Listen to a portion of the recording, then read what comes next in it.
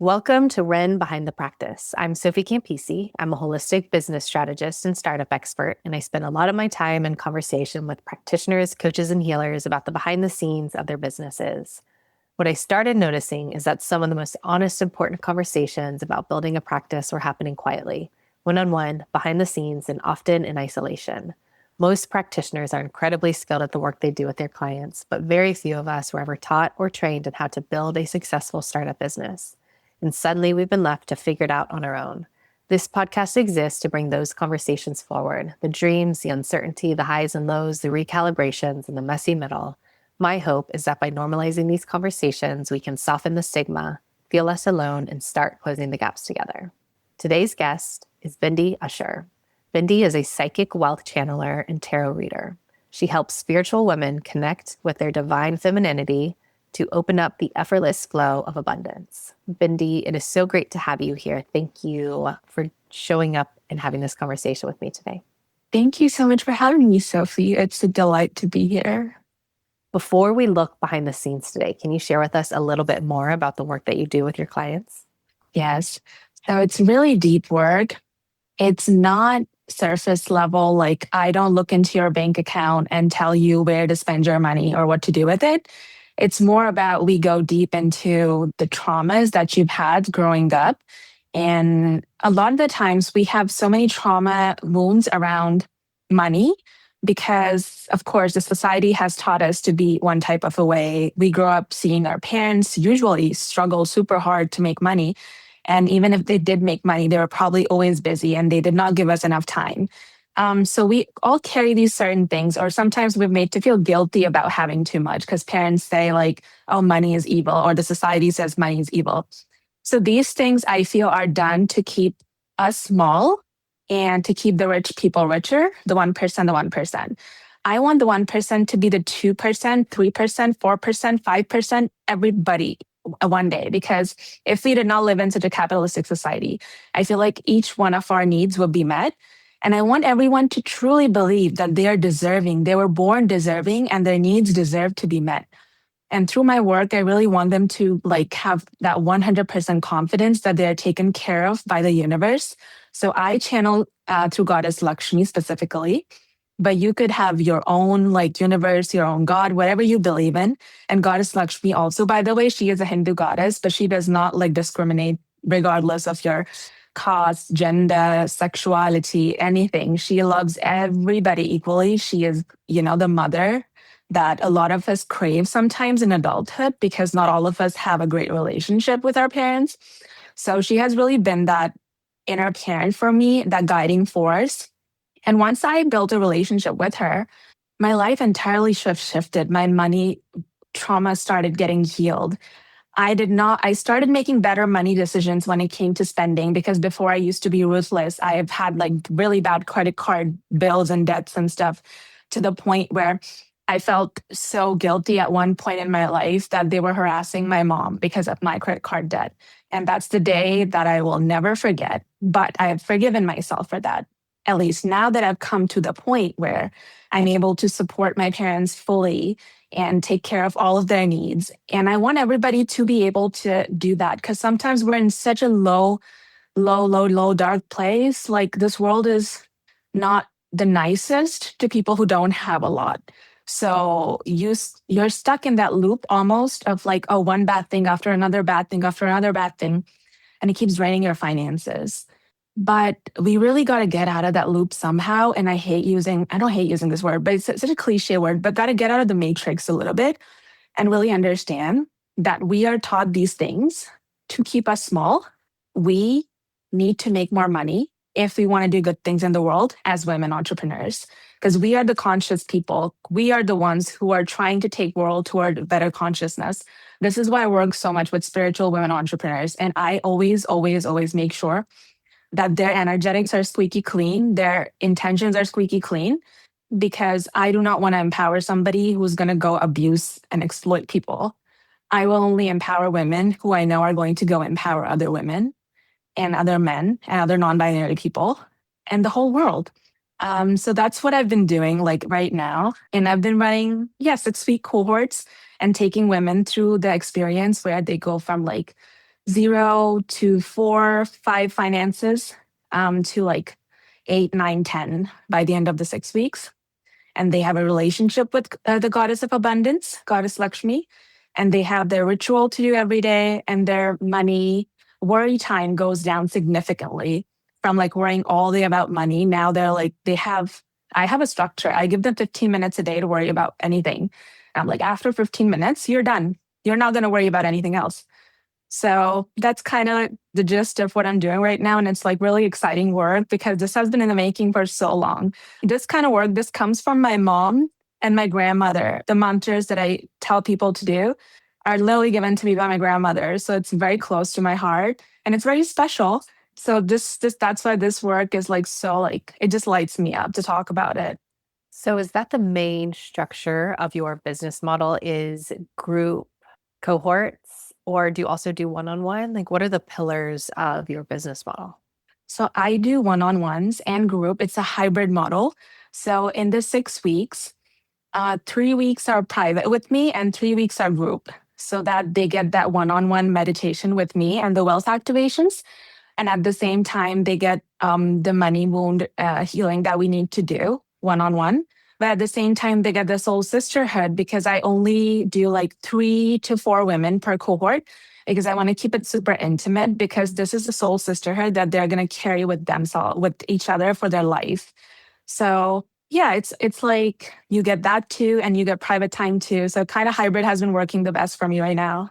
The women who are your clients now or who have been your clients in the past, where do you generally connect with them and start building those relationships? Mostly Facebook groups. And right now, one of my biggest lead generator has been We Meet Wednesdays Facebook group. And even the masterclass that I held, I think most of the ladies were from We Meet or the ladies from We Meet recommended to other ladies and then they showed up. So right now and I also do like a little bit of LinkedIn and a little bit of Instagram, but I'm not super active on those platforms. So I think Facebook is like my favorite. Facebook, I was someone that never used Facebook, but once I started understanding what I now teach people, understanding how to build startups, air quotes, the right way, the proper way to lay the five vital business foundations that really need to be laid before you can see growth and also especially sustainable growth long term. Once I understood those business principles, that is when Facebook shifted so much for me, understanding the value of Facebook groups and the communities and the connections and the way that people interact mutually on Facebook versus some of the other platforms, especially like Instagram, where Instagram is way less depth, a lot more scrolling, and Facebook having the ability to connect in Facebook groups and finding specific pockets and being able to keyword search and find people who are specifically in your target market or in your journey of finding that. Facebook is really, really valuable. And I find that it'll be interesting to see what happens over the next 12 to 18 months as AI picks up, especially AI video. I have a hypothesis that more people will actually be coming to places like Facebook where they can actually connect a little bit more deeply. I think people are going to get fatigued. I think people are starting to get bored of just the same old stuff. There's just so much out there on some of the other platforms. So yeah, I also find Facebook to be really valuable. The one-on-one connection. When you look ahead to the next 6 to 12 months, what goals do you have for your work and for your business? I want to at least initiate, I think, 50 women into the goddess way of abundance so that they can start living their life and start making more impact because I'm recognizing something that the work that I'm doing is with spiritual people. So it doesn't mean that it's only the 50 people that I'm making an impact on. I'm making an impact on way more people than that because these 50 people that are getting initiated into this new way of living, they're going out and they're influencing their partners, their kids, their parents, and their lives are changing, their behaviors are changing. So it affects everybody. And it's a way bigger impact than what I think it is. So I feel like, and I've been thinking about Again, this is like one of those things where I'm still like considering, and I will probably build on it as this is still something very fresh because I just launched my second cohort. So I'm still wondering about a way to maybe like expand the impact even more by doing like group sessions and group programs and keeping my private mentorship like maybe separate for people who like really, really want it. But that's the next step that I'm going to like think about. When you think about getting that next 50 women to join your, whether it's your cohorts or your one on one or some combination, what do you feel like you need to do action steps wise to get there? Or do you feel like you're guessing, or do you feel like you have a pretty good idea of what actually it's going to take for all of that to start going and working? Yeah, I think I have kind of an idea, kind of a plan too. I was like discussing with Claude, and it was really fun to just go through all the business possibilities. But I feel like right now, what's working the best for me is really speaking because I realized that getting any chance to get in front of an audience and speak is exponentially like giving me results more than anything else. So I've started doing master classes. So I just did a 3-day master class where 30 people showed up over the span of 3 days.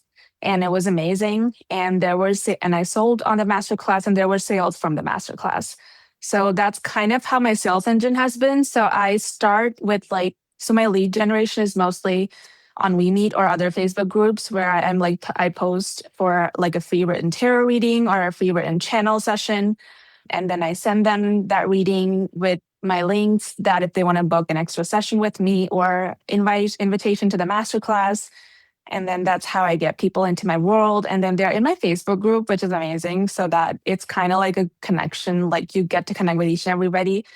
Even if they don't check emails, they're going to find out in the Facebook group. But I make sure to also like have them on email and let them know when I have the masterclass. And then they show up on the masterclass. And then I sell on the masterclass.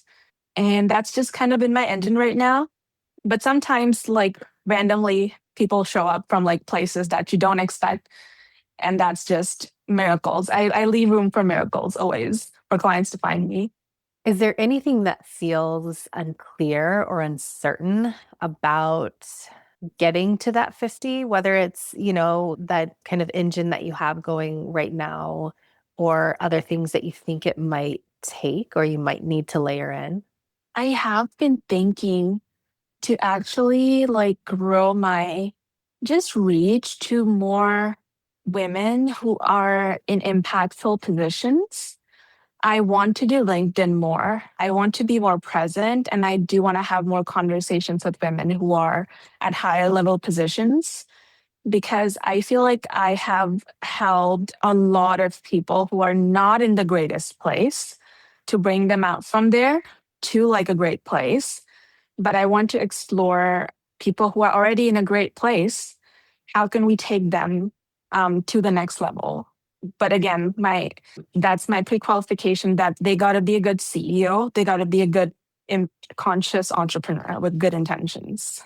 Is there something about that specifically that feels heavy or unclear? It's just that you don't necessarily know exactly how to expand beyond the specific kind of engine that you have going? Yeah, I do feel that. I mean, I have so many ideas and like so many different courses that I still need to take. So that's also like a block because I have one course on Instagram. I've joined another person's challenge on LinkedIn. So I was actually going to do a tarot reading for myself today to find out which path should I even pursue right now. What is even the most like benefit for my time? Because of course I've been doing the master class, but the next master class is not going to be for 2 months now because I'm going to go into a 6-week cohort. So once I'm in a 6-week cohort, I don't host another master class. So in that time, I get creation time. So I can create more content, I can write more stuff, I can make more videos for other platforms. So I was really like kind of confused in a place where I don't know if I should do Instagram or if I should do LinkedIn. I can't do both because I don't have the time. I'm already doing Facebook full time and school now because of We Need, they've started doing school. So it's just I feel like I don't have enough time. I gotta hire somebody to like even do social media for me.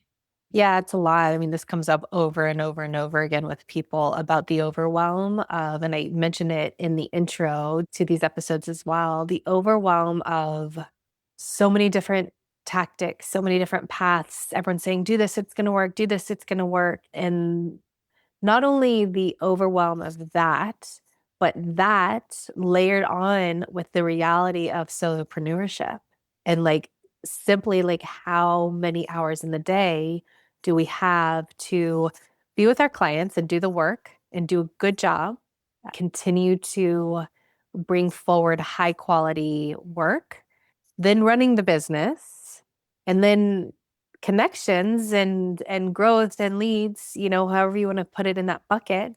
But then also the other reality of being a holistic, mission-driven service provider where we also need to walk the walk. We can't throw out our own health, well-being, balance in life just because we're entrepreneurs and solopreneurs, because one, we have to be leaders and way showers, but also the quality of our work and the type of work that we do depends on our ability to be regulated, to be able to connect to, for a lot of our case, some sort of source. If we are channelers, if we are energy workers, like we need to have our nervous systems regulated. We need to have the spaciousness to be able to make the connection. And yeah, it's so often like, where's the time? Like, how is it possible? Is it possible to do it all, to wear all the hats and do all the things that I said and also be well? Like, be holistically, truly well across all the areas that we are also teaching people how to be well and stay well? That is such a good question. I feel like that's another reason why I usually, when I am in the 6 weeks and I'm actually doing the cohort, I get reminded more often of my own principles. And that makes me want to walk the walk more and not just talk. And remember that, okay, I got to embody who I'm saying that I am. And I'm constantly preaching this. So I also got to take my own medicine. And then it just made me wonder that maybe like I don't even need to expand to LinkedIn or Instagram right now. Maybe miracles can happen on Facebook itself. And just surrendering a little bit, that need to do more, that need always we have that, what's the next thing I can do? What's the next thing I can do? I've accomplished this. Facebook done. I know now next platform. But just leaving room for miracles, I feel like I'm just learning more to like just sit back, relax, receive, and not try and hustle so much because I want to read a book sometimes, I just want to chill and read a book at 3 p.m. and I don't want to work. So what about that? And I built a business so that I can take some time off and play with my cat if I wanted to. Yeah, exactly. If I were going to give you some feedback on that coming from my expert lens, it would be yes. Follow that intuition to not expand yet. It is absolutely something, it makes sense that we all do it because we care about our work and we genuinely want it all to work. And doing more tends to be this conversation that is out there. And a lot of people say, well, you need to try this and layer this on. I had a conversation with someone early on in this podcast about the reality of adding too many bells and whistles and how it can actually often slow us down and we don't realize it because we're well meaning when we add this thing. Oh, let's try this and let's try this. But sometimes it takes the ability to slow down, pause, look out a little bit, and see where did we add too much? Okay, can we simplify? One of the main things that I work with people, right? Like my whole thing is first, I diagnose people because so many people are trying to solve problems without a diagnosis. So they're adding a lot, right? They're taking their car into the shop. Hey, something feels off. Just go ahead and paint it or change the wheels. A mechanic would look at you and be like, what? How do you even know that's the problem? Right? Like you need a diagnosis first. So get the Yeah. diagnosis first before doing something. So first I help people diagnose. But when it comes to the business building, when I work with people in the business building, because we weren't taught it is why we're not doing it. But the power and actually importance of simplicity, being really simple and clear first and nailing that and just like blowing it completely out of the water is not talked about nearly enough, almost never. I rarely hear people have these conversations about how important it is, not only for the actual business building, but also for our nervous systems. Like we can't do it all. There is a time and place to hire and we can grow, but that usually comes later. So at the beginning, when it's just us, focusing on where it's working and then nailing that and just like totally, for lack of a better term, hitting that out of the park, like completely delivering the dream outcomes to our people to where we become the go-to. They're referring people because we become so synonymous with whatever we are delivering to our people. It's undervalued. It's not talked about enough. So yes, if I were to like slip into my expert shoes really quick and give some feedback on that, follow that gut intuition, not only for your own well-being, but also for the business model. It's actually a smarter building strategy to focus in on one area where you see things working, run with that, let that grow and build, because then your mastery can get higher. Before you try to add something on, you stretch yourself thin, your chances of nailing it with your people goes less if then we try to reach out too soon. Thank you. Yeah, that really resonates. And again, everyone's well-meaning. It's just, it's not talked about enough because people don't actually have like the business tactics and understanding actual startup building. And so, yeah, I'm happy that I can not only share that with you, but also continue to bring these messages forward. More is not more when it comes to startup building. And it can feel counterintuitive because if something's not working, or even if we're getting some success, our gut reaction might be, let's add another layer. Or if it's not working, it's like, okay, I need to add more. I need to change my offer. I need to lower my price. I need to make the offer better. I need to add something to it. Maybe then people will, that's our gut reaction. Again, we're well-meaning because we genuinely care about the work. But when it actually comes to the business side, although it can feel counterintuitive, it's not a very solid way to build. It simply doesn't work. It really doesn't work. Right. You get to focus on one thing and get mastery at that if you just do Yes. that one thing. And you will expand later on. In my initial session that I do with people, I have this diagram that lays this out. So it's super, super clear. But without it, I'm just going to describe it a little bit. Is long term, right? What I help people do is build sustainable, successful practices long term. That means it's not temporary success. That means it's sustainable success through time for basically as long as you want it to. And that even includes multiple target audiences that you work with. But the trick is that you do one at a time because there's this thing called S curve in business building. And this is the diagram that I show people. When you're in an S curve of startup business building, the first part, the very beginning of every S curve is long, hard, slow. Then you get that growth, right? When the S goes up, you get that growth, you get that momentum, and then it goes out like this. What happens when we do too many at once is we're at the beginning part of an S curve for multiple things. It's almost impossible to get out of that. So if we can focus on one, then we can get through that beginning of the S curve.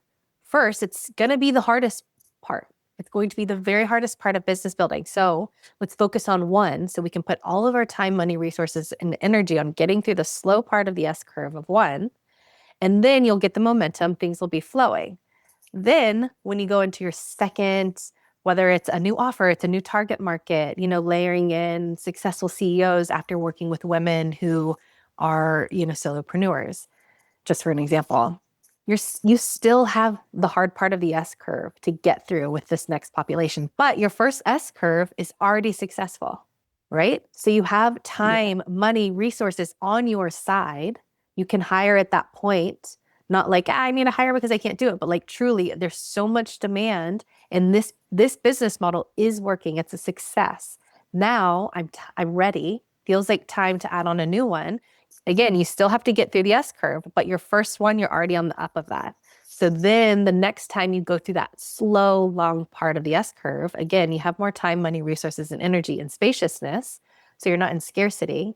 Then you can nail it even more the second time. And then again and then again. So it's unlimited how you can grow. And for those of us in this industry, we all have a different, some of us are going to build, business models where we might, ultimately have 1 or 2 or 3 S curves. Some might be more long term. It doesn't matter because when you build this way, you're unlimited for how much your reach can grow, but you're still going to follow the same steps, if that makes sense. Totally. Like having that security while going through the S curve, because somebody like me who has ADHD, I get impatient very quickly. So the fact that I was even able to stick with Facebook for so long and make the S curves like work is thanks to my medications and therapist, and the inner work that we do, of course. But it is hard to like wait. And that's why I like YouTube. I like started and quit YouTube so many times in my life because I just cannot get over that S curve. So, that's another market that hopefully someday I'll be ready to add again. Totally. And the mantra for you and for anyone listening to this to remember is if it's working, let it keep working. Don't feel like you need to add on too soon because it's actually going to stretch you more thin. So keep focusing in. And, like you said, it is hard. It's kind of the low hanging fruit to add something else. Everyone's doing Yeah. this, or someone said to do this, or someone said to try this. It can be so hard to not bite on that low hanging fruit. But when it comes to successful, sustainable business building, it's actually going to decrease your chances of success long term if you try to expand out too early, too quickly. So if something's working, let it work. When you find something that works, usually, you're in a place where you found some success, so focus there. But for people who haven't found that momentum and success yet, yes, you are going to want to try a few things. But as soon as you start seeing heat, what I would call like heat, things are starting to warm up, focus in on that. I'll use an example of myself. I used to, let's see, maybe in the past 2 or 3 years, do a lot of LinkedIn. It was one of my kind of hypotheses for places and ways that I would connect with people. I was also doing Facebook groups and different networking groups. And, again, curiosity, having a curious mindset when we're in startup building. People don't teach us how to do this, but just knowing these are all hypotheses. I'm just working with, these are ideas, these are thoughts for where I can find this momentum, find this heat. As soon as I started finding heat with a specific area, which for me is Facebook, I almost never get on LinkedIn now. Not to say I won't ever get back to LinkedIn, but it's stretching me thin. It's hard to keep up with multiple platforms. Why force something? Especially because it wasn't super hot. It was slower. I would find people, but it would take so much more energy, so much more effort. And so it's no problem. It's like, okay, great. I can simplify. That actually takes something off my shoulders. I do not feel a pressure or need to be on LinkedIn just because people say you need to be on LinkedIn, or because it makes me feel like if I'm also on LinkedIn, people might think I'm more credible or whatever it is. Doesn't matter. All those things that maybe we were told or we think like, if we're on multiple things, people will think our work is better. No, the quality of your work has no reflection on your business model. And we often get that collapse. Like every single person I talk to is amazing at the work they do with their clients. But because often we haven't been taught some of these things, we think that the business side might reflect on how good at the work people think that we are. And I think that's part of why we also feel pressure or have the tendency to feel like we need to do more. Well, if I'm also on YouTube, if I'm also on LinkedIn, and someone could see that I'm on all these different things, maybe they'll think, maybe that will be something that builds trust and they might be more likely to work with me. And it's not true. What builds trust is them talking to you more. So whatever it takes for you to be deeply connected with your people is actually what matters. That's what converts into clients long term. So true. And Facebook really gives you that. It's so much engagement based still. I love Facebook just because I get to connect with each and every person that's in my world, that is commenting, that is engaging with my stuff. I get to see their name over and over again. I get to, DM them immediately and I get to talk to them a little bit. It's just so easy. Like, I just love the UI and everything. It's just, I hope they don't change anything. Run with it, roll with it. Don't feel pressure to add other things on right now. If you're finding that sort of engagement, that is the most important thing to being in the startup phase of business building is trust. For any business, it's trust, but especially at the beginning. So however you are engaging with people, that you're able to build that trust, have those conversations, like you said, If you're seeing their name over and over again, they're seeing your name over and over again. If you're DMing them, they're getting your DM. Those are touch points that lead to real connection. It leads to real structural coupling between two people and two energy spaces. So that does matter. So yeah, run with it, roll with it, trust your gut on this. Don't feel pressure to add other things too soon. What matters is those conversations that you're having with people. So however you're able to find them and get them, that's really golden. Yeah. If you could wave a magic wand and have one thing solved or fixed for you in your building process, what would it be? I think one thing that I really would like a little bit off of my plate is just somehow figure out the magic wand social media. Just make it happen. The posts are scheduled for 50 days in advance. The stories are, they don't even let you schedule those, but somehow those are scheduled. And somehow you can schedule in other people's groups too. And all the posts are just ready to go that I don't have to worry about every single day to post. That would free up so much creative time. Oh my God. And last question before we wrap up. If it doesn't happen, if you're not able to get your work to where you know it can get to, what's the cost? What's the cost to you? What's the cost to others? What's the cost to the world? I feel like it is such a deep, sacred work that I'm like doing. It's so close to my heart and never really thought that I would be doing something like this. Like life trajectory has been so weird for me. I started when I was younger. I just wanted to go to space. I wanted to go to the moon. I wanted to be an astronomist. But that never happened. And then I did engineering for some reason. I have a computer engineering degree, but then I worked in music and tech for 10 years. And now in the spiritual world, all of a sudden, like this is where life has brought me for a reason. I know that in this lifetime, I'm supposed to talk about Goddess Lakshmi, and more women are supposed to be initiated into the divine femininity and are just so like ready to step into their empowered version. And if I do not do the work that I'm doing, then I feel like they will, of course, like find their empowerment, but they might not get introduced to Goddess Lakshmi, or they might not get introduced to the nervous system level work that I do. And that is really something that makes me feel like, okay, I every day, like, and the biggest thing for me is that whatever impact I make eventually, I want to have my own animal sanctuary in India and in in LA, of course, because I live here. But and that wouldn't happen if I didn't go through with the things that I said I was going to do. If I didn't show up every day with courage, those things would not happen. And those things mean a lot to me. And I feel like that's my dharma. And so dharma is like soul purpose. And if I don't do it, then who's gonna? Because we all, as divine women entrepreneurs, we all have our purpose and we came here to do that. And we just gotta realize that it's bigger than us. It's bigger than you and me. It's we. It's all of us. Bindi, thank you so much for joining me today to have this conversation. And for those of you who are listening, if any part of this resonated, you're in the right place, please reach out. I want to hear from you. And if you want to reach Bindi directly, the links to her website and to her free Facebook group for spiritual women building wealth are in the show notes. Thank you again, Bindi, and to everyone else. Thank you for listening, and we'll see you for the next episode of Ren Behind the Practice.